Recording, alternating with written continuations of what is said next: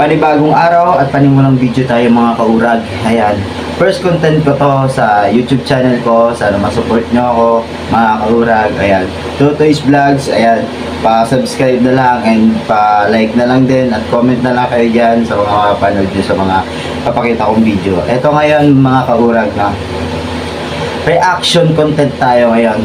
Magre-react tayo ng mga video na tumitrending ngayon sa social media.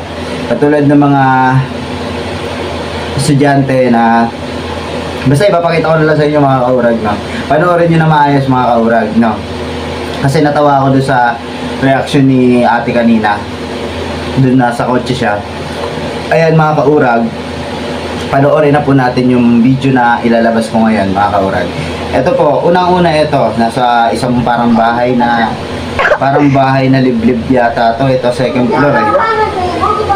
Ayan, sinampal po yan. Tapos ayan, sinabunutan pa mga kaurag. Nakakaawa si ate, no? Hindi natin alam yung totoong issue, no? Ayan, nakakaawa si ate. Ayan, wala siyang ginawa. Hindi natin alam yung issue dito sa pangyayari ito, sa mga batang to. Mga minor edad, no? Tapos ganyan na yung pinapasok nilang buhay.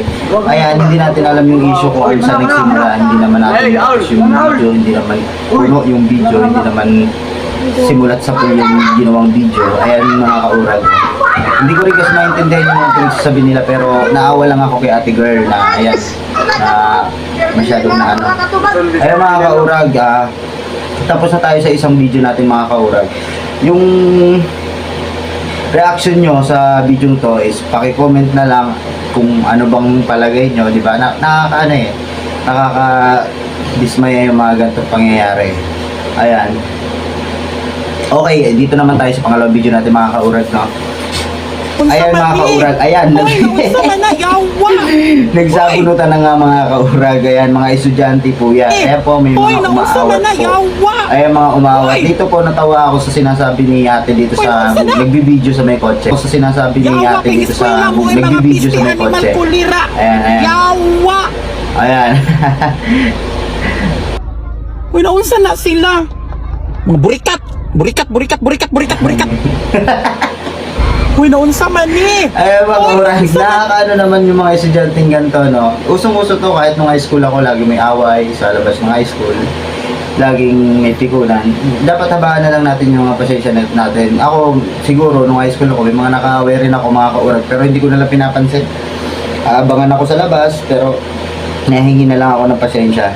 Ganun lang naman yun. Kasi kung tataasan mo rin yung pride mo, may mangyayari talagang hindi maganda. Ayan mga kaurag, thank you for watching.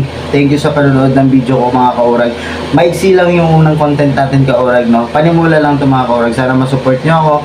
And God bless sa inyong lahat. Maraming salamat po mga kaurag. Shoutout sa mga Bicolano. Thank you.